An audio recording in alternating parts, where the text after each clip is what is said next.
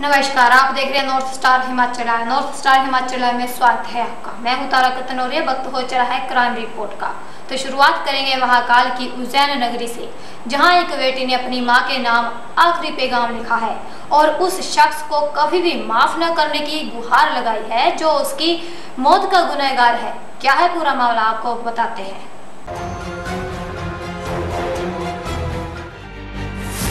जब सच्चाई ने किया परेशान तो मां को दिया आखिरी पैगाम, उसे माफ मत करना। उसने पंखे को बनाया हथियार और फिर वो झूल गई पंखे से, लेकिन जान देने से पहले लिख गई मां के नाम एक ऐसा पत्र जिसमें लगाई इंसाफ की गुहार। मां, आई एम सॉरी। मैंने बहुत बड़ा धोखा खाया है। मेरी मौत का जिम्मेदार सिर्फ एक ही इंसान है, अभिषेक सिंह और उसकी फैमिली। इनको सजा मिलनी चाहिए, वरना मुझे मर के भी शांति नहीं मिलेगी। मेरी जिंदगी इस लड़के ने बर्बाद कर दी और अब मुझे सब पता चला है। वो धोखा देता रहा। माँ प्लीज उस लड़के को माफ मत करना। मेरी जिंदगी नर्क से बदतर हो गई है।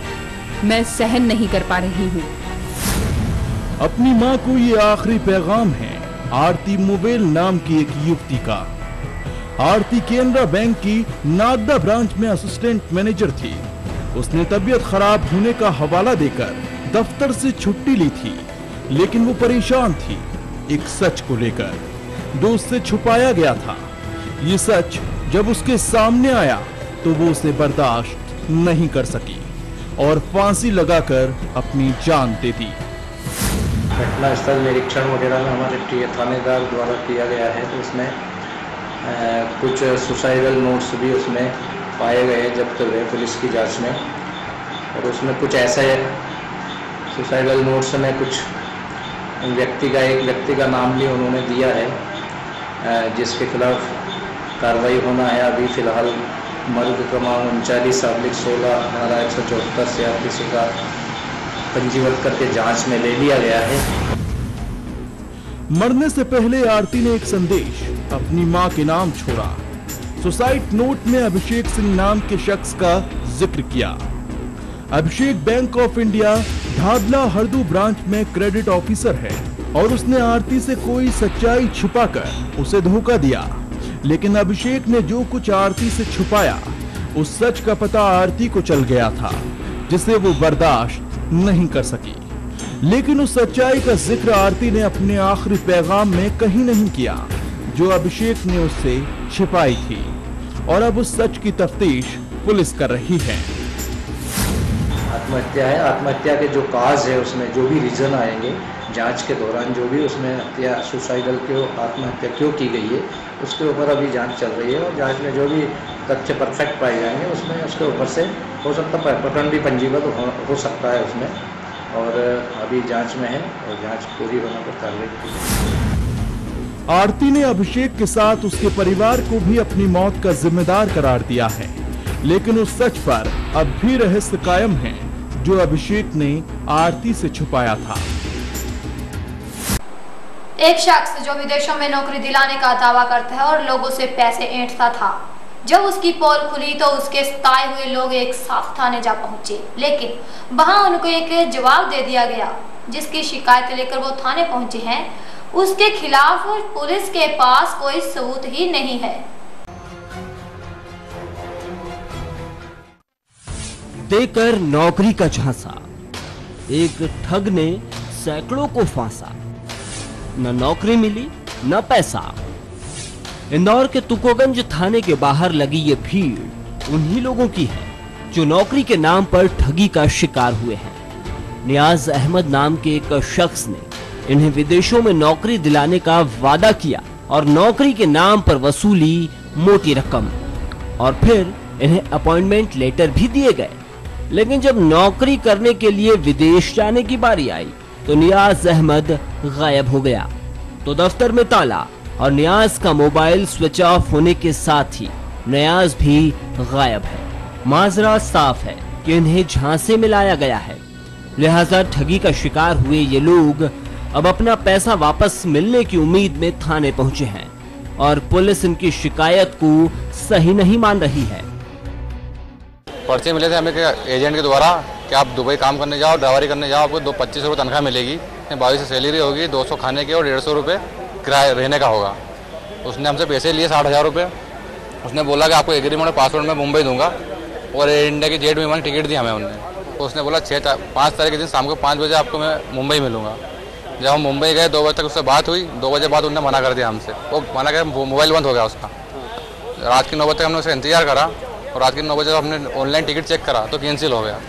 टिकट कैंसिल जब हो गया तो हम घर आ गए वापस, इंदौर आए 7 तारीख के दिन और 7 तारीख से ही कमा गए वर्धन कॉम्प्लेक्स में उसके ऑफिस में, तो ऑफिस ही बंद मिला उसका। तो फिर थाने पर आए, जब से लगे रिपोर्ट लिखवाने के लिए कोई मेरे FIR लिख नहीं रहा कोई भी। दरअसल पीड़ितों की शिकायत पर पुलिस ने छानबीन तो की है और न्यास के दफ्तर को सील कर कुछ दस्तावेजों को भी जब्त किया है, लेकिन उन दस्तावेजों में पुलिस के हाथ ऐसा कोई सुराग नहीं लगा है जो साबित कर सके कि उसने किसी गलत नीयत से इन लोगों से पैसे लिए।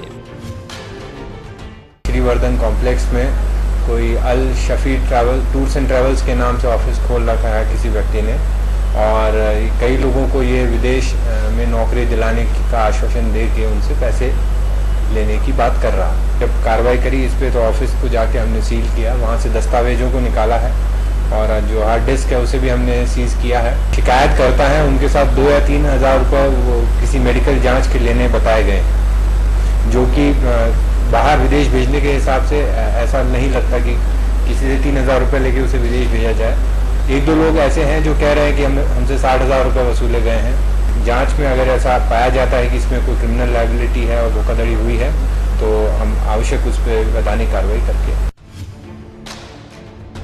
एक तरफ ठगी का शिकार हुए लोग पुलिस पर मामला दर्ज न करने का आरोप लगा रहे हैं, तो दूसरी तरफ सबूत न मिलने का हवाला देकर ठगी की बात को नकारा जा रहा है।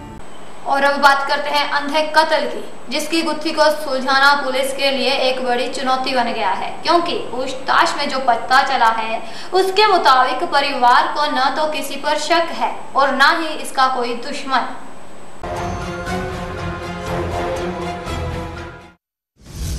न रंजिश न शक, तो कौन है वो जिसने दी घर में दस्तक?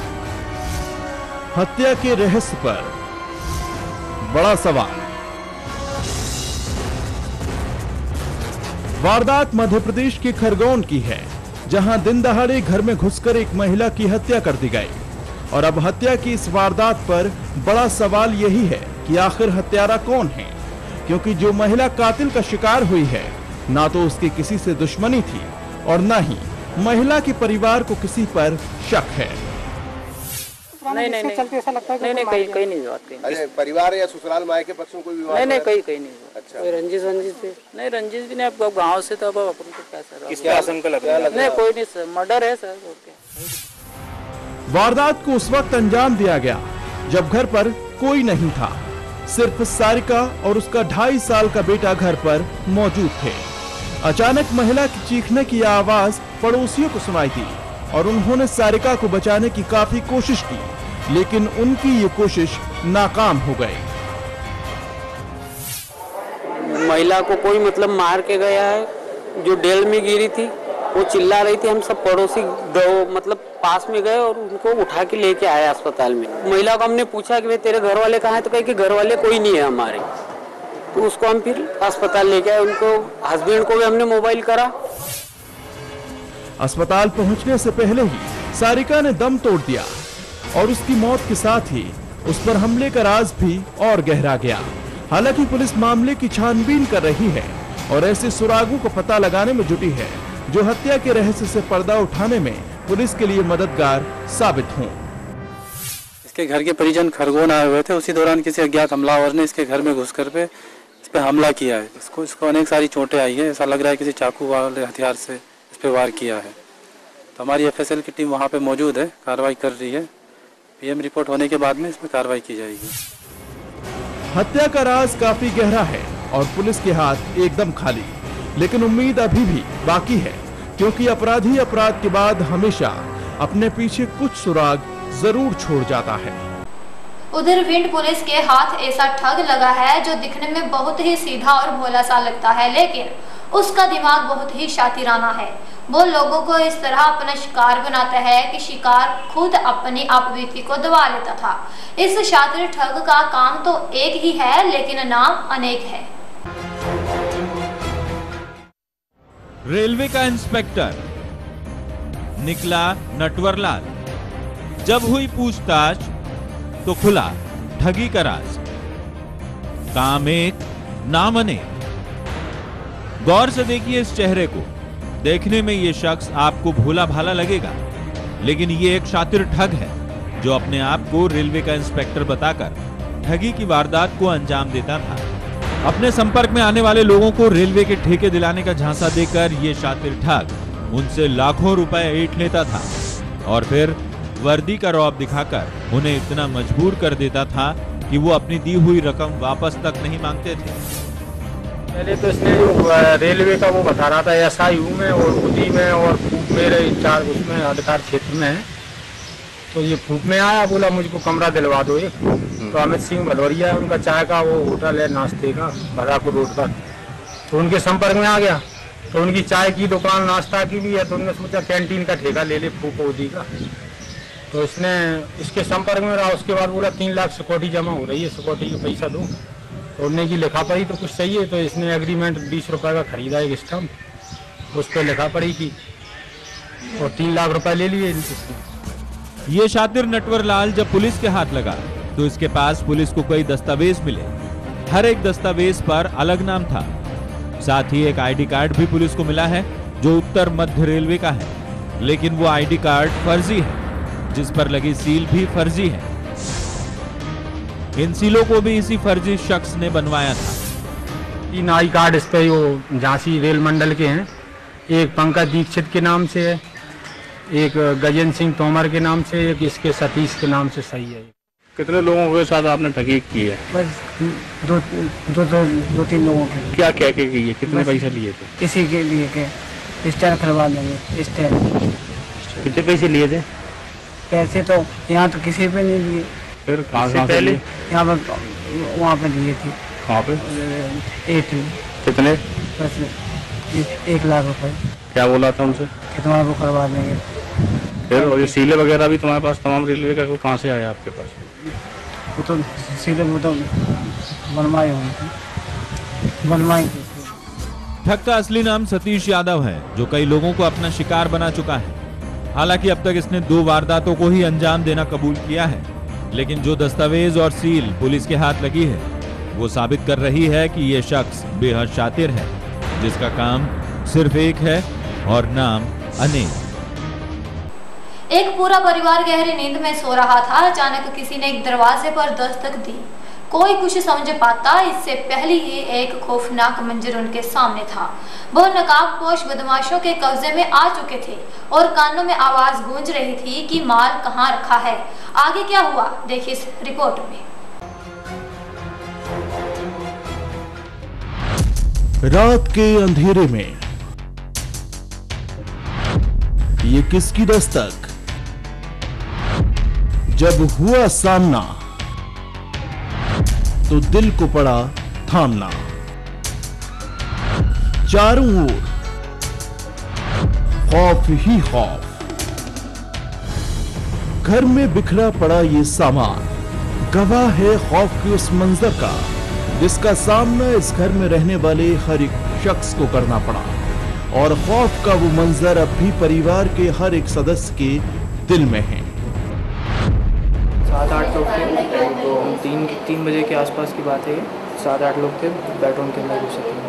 बोले अगर आपको सुपारी दी गई है, आपको और आपके पापा को मारने की सुपारी दी गई है, और वही है कि आपको पड़ोसी लोगों ने आपको बोला है कि आपके घर में 1 करोड़ रुपए है, माल हमें दे दीजिए वरना आपको वो कर देंगे, और पुलिस को खबर मत करिएगा वरना 2-3 दिन बाद फिर आके आपको मारेंगे। रात के करीब 3 बजे जब परिवार का हर एक सदस्य गहरी नींद में था, उसी वक्त दरवाजे पर एक दस्तक हुई, जिसे सुनकर जब नींद खुली तो सामने खौफ का मंजर था। करीब आधा दर्जन नकाबपोश बदमाश घर में दाखिल हो चुके थे, लेकिन परिवार अपने आप को संभाल पाता उससे पहले ही नकाबपोश बदमाशों ने सभी को बंधक बना लिया और घर का कीमती सामान समेटकर जाते जाते दोबारा आने की धमकी भी दे गए। 3 बजे के बीच में घुसे वो लोग, दरवाजे को बहुत जोर से धक्का दिए। 7-8 लोग थे, उन लोग का हाथ पैर बांध दिए थे, बस वो बाकी फिर तो उसके मारपीट भी थी परिवार में? हाँ, इनके साथ और बेटे के साथ, दोनों के साथ मारे हैं हम लोग को, क्योंकि लोग चिल्ला रहे थे और मेरे मुँह से तो आवाज़ नहीं निकल रही थी, लेकिन वो लोग चिल्लाए तो उन लोगों को मारे हैं और हाथ पैर बांध दिए थे, मुँह वगैरह बांध दिए थे। धमकी वगैरह दे रहे थे? हाँ, दे रहे थे। क्या बोल रहे थे? आप लोग को मारने की सुपारी मिली है, हम लोग आप लोग को मार डालेंगे, आपके बेटे को, आपके पति को मारेंगे।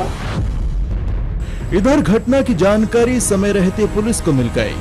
महकमे का हर एक अधिकारी और कर्मचारी लुटेरों की तलाश में जुट गया और फिर वो कामयाबी भी पुलिस को मिल गई, जिसकी तलाश में वो शहर की खाक छान रही थी। जैसे ही पुलिस को ये सूचना मिली, तत्काल पूरे जिले के और पूरे शहर के कांस्टेबल से लेके पुलिस अधीक्षक तक सभी लोग तत्काल इसमें रिएक्शन टाइम न्यूनतम रहा और सभी लोग शहर में निकल गए और अपने अपने स्तर पे जहाँ जहाँ निर्धारित स्तर था वहाँ नाकेबंदी और चेकिंग शुरू की। उसी दौरान रेलवे ट्रैक के किनारे जो पार्टी चेकिंग कर रही थी, रेलवे ट्रैक के किनारे ये 2 संदिग्ध दिखे, जिनको करीब 1-1.25 किलोमीटर दौड़ाकर 2 कांस्टेबल ने पकड़ा।